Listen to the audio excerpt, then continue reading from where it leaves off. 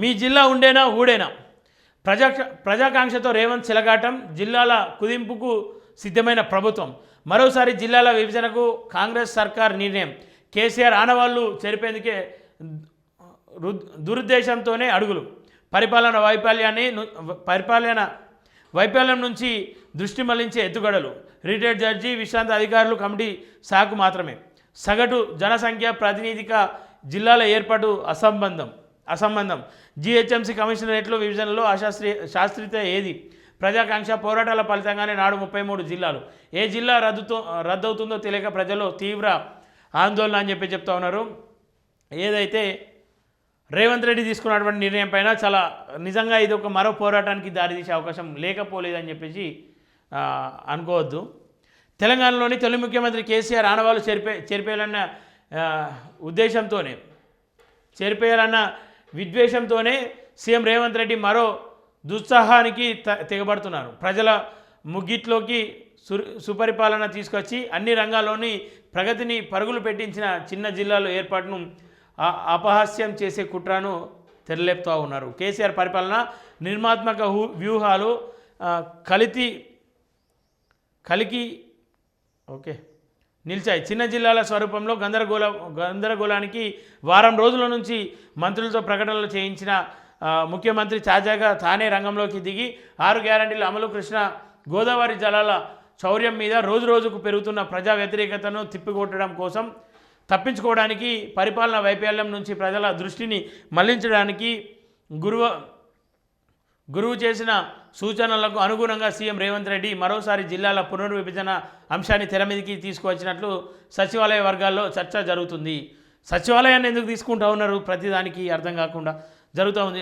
శాస్త్రీయత విభజన సాగుతో అవసరం లేకున్న సిరిసిల్ల, సిద్దిపేట, నారాయణపేట, ములుగు మిగతా 2వ పేజీలో ఉంది.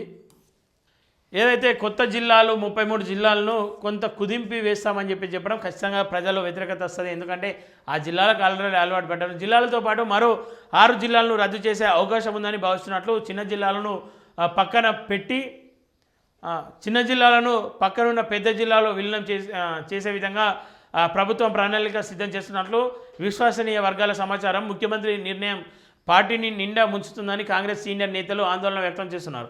ఆర్థిక ప్రగతి లేక ఇప్పటికే కుదేలైన రాష్ట్రాన్ని ఈ నిర్ణయం మరింత దిగజారుతుందని, రియల్ ఎస్టేట్ పడిపోతుందని, ప్రజలు సెంటిమెంట్తో మరోసారి రోడ్ల మీదకి వచ్చే ప్రమాదం ఉందని సీనియర్ నేతలు భయపడుతున్నారు.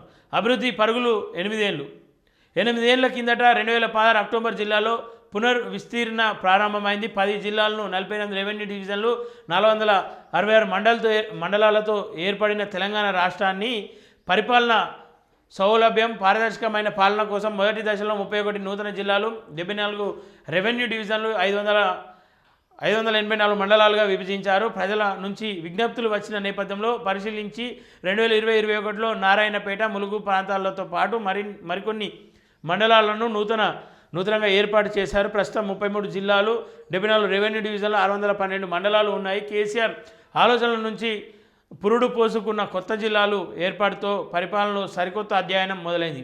ప్రతి శాఖపైన నిఘా పెరిగింది. మారుమూల ప్రాంతాలకు సత్వర సేవలు అందడమే కాదు, ప్రజల సమస్యలకు త్వరగా పరిష్కారం దొరికింది.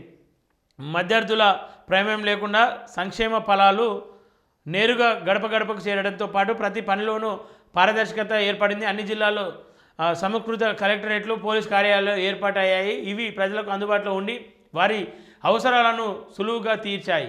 మండలాలు, పంచాయతీల సంఖ్య పెరిగి రాజకీయాలకు గాను అవకాశాలు పెరిగాయి. ఇందుకోసం ఆయా విభాగాల్లో లెక్కకు మించి ఉద్యోగోన్నతులు బదిలీల ప్రక్రియ వేగవంతమైంది. కేసీఆర్ అధికారంలో లేకున్నా ఇవన్నీ చూసి ప్రజలు ఆయన్ను గుర్తు చేసుకున్నారు. మురిస్తే తుగ్లక్ నిర్ణయమే అని చెప్పేసి చెప్తా ఉన్నారు.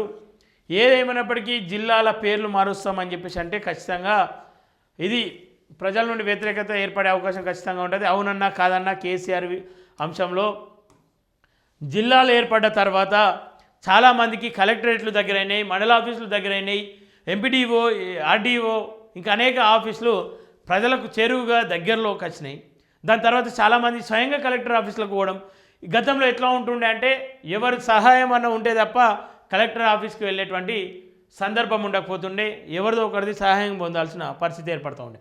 కానీ ఈ కొత్త మండలాలు కొత్త జిల్లాలు ఏర్పడిన తర్వాత స్వయంగా రైతులే కలెక్టర్ ఆఫీసులకు వెళ్ళేటువంటి పరిస్థితి ఏర్పడుతూ ఉంది.